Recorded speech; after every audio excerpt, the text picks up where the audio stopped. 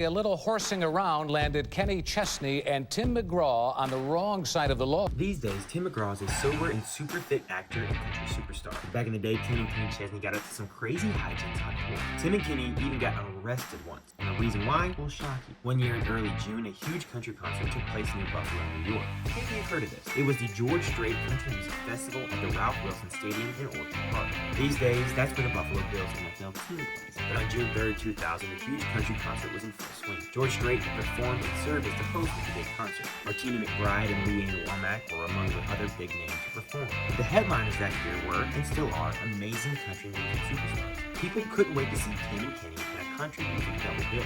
But while the concert must have been memorable, it was what happened after the concert that is still being talked about today. And it will shock you why. That's because Kenny and Tim ended up getting arrested that night. And how it happened is unbelievable. You might have a hard time picturing this, but trust me, it happened. And here's how the crazy incident unfolded. Kenny and Tim were backstage at the concert venue after their performance. They were relaxing in a private area. The backstage area was not open to the general public, but there were local law enforcement personnel backstage to keep the peace. And not just two-legged law enforcement personnel, a captain from the Erie County Sheriff's Department was backstage, and his name was Captain James Cullen. And James had his official police horse backstage with him. The horse name was Chico. James' daughter was also there. Kenny took a shine to the horse. He asked James' daughter if he could get up in Chico's saddle, and Kenny apparently got permission to sit on the horse. So Kenny mounted Chico, but he didn't stop there. Instead of just sitting in the horse's saddle, Kenny decided to pull a crazy prank. He took off on the horse, and Kenny kept on riding away. Law enforcement yelled at Kenny to stop and come back, but allegedly, Kenny just ignored them. Apparently, 2 local deputies were on the scene in the police car. These 2 deputies quickly assessed what was happening, and they decided to get involved to stop Kenny. So it was Kenny galloping along on a horse and 2 deputies chasing him behind in a police car. Somehow, the deputies tried to pull Kenny off the horse, and in that insane moment, Tim heard about what was happening. Apparently, Tim was on his tour bus, but he ran off the bus, and then Tim made the not-so-wise choice to get involved, too. As crazy as it sounds, a so-called small fight broke out. It was the 2 local sheriff's deputies against Tim and his manager, Mark Russo. And you will not believe this. According to what eyewitnesses told the Erie County Sheriff passing down, when Tim jumped one of the sheriff's deputies, Tim put his forearm around the deputy's head, and allegedly he began to squeeze the deputy around the neck. Patrick did clarify his statement later. He said that he wasn't suggesting that Tim was choking the deputy for real, but according to eyewitnesses, Tim had his arm around the guy's neck, and he was really holding on. At that point, the shocked witnesses watched as a 3rd deputy was in a small fight. So it was Tim and Mark against a trio of sheriff's deputies, and shockingly, 2 of his deputies sustained minor injuries. Days later, when Patrick issued the crazy public statement about Kenny and Tim's prank, Patrick said that the law in New York State was firm. Even though the deputies had only received minor injury, the law still considered what Tim did to be a felony. And under New York State law, that meant that Tim faced up to a year in prison. Shockingly, Tim got charged with a 2nd-degree offense because he injured the deputies. He was also charged with obstructing law enforcement and resisting arrest. Tim, Mark, and Kenny had to pay bail before they got released later that night. By this time, this shocking incident made international news, and forever after, it became known as the Kenny and Tim horse incident. Kenny, Tim, and Mark had to wait 11 months for their day in court.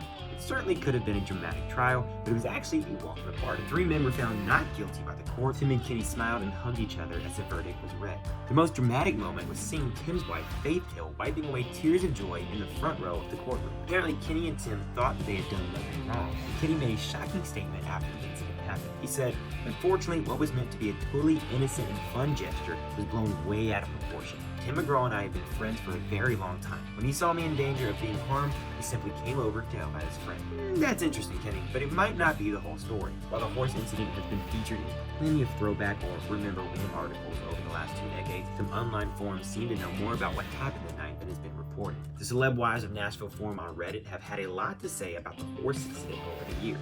And recently, one person reposted an item from the pop culture chat subreddit. On the pop culture forum, there was a shocking accusation directed at Kenny and Tim. It was alleged that Kenny and Tim had been drinking on the night of the horse incident.